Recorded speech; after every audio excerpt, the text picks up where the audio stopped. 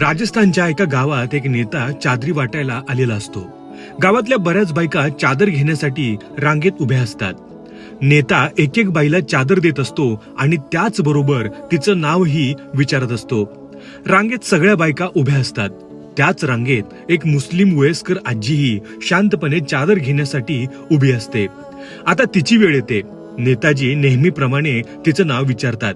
आजी आपलं नाव सांगते, पण तिचं नाव आणि ती मुस्लिम असल्याचं कळताच नेताजी अचानक तिच्या हातात दिलेली चादर परत घेतात। आजी काहीच बोलत नाही, ती शांतपणे बाजूला होते।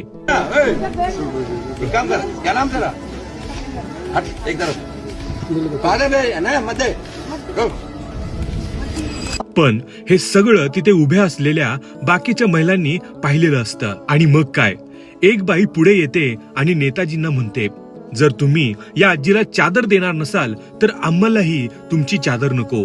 त्यानंतर दुसरी बाई सुद्धा आपली चादर परत करते, मग तिसरी, आणि बघता बघता रांगेतल्या एका मागून एक सगळ्या महिलांनी आपापल्या चादरी परत केल्या।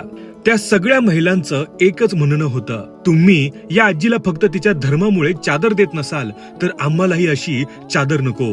आम्ही हा अन्याय बघून गप्प बसणार नाही। नेताजींसमोर आता सगळ्या चादरी परत जमा झालेल्या असतात। पण खरी गोष्ट तर त्यानंतर घडते।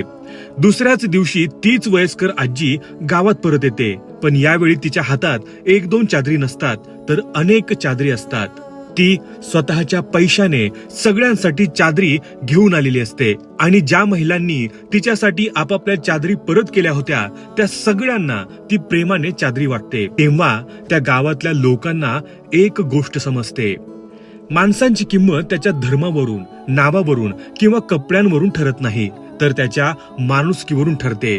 ज्याला काल एका चादरीसाठी कमी समजलं गेलं, त्याच व्यक्तीने दुसऱ्याच दिवशी सगळ्यांना चादरी देऊन मोठेपणा दाखवला। म्हणून आयुष्यात कधीही कोणालाही कमी समजू नका, कारण परिस्थिती कधी कोणाला कुठे घेऊन जाईल हे कोणालाच माहित नसतं। शेवटी माणुसकी मोठी की धर्म, हा प्रश्न प्रत्येकाने स्वतःला एकदा तरी विचारायलाच हवा।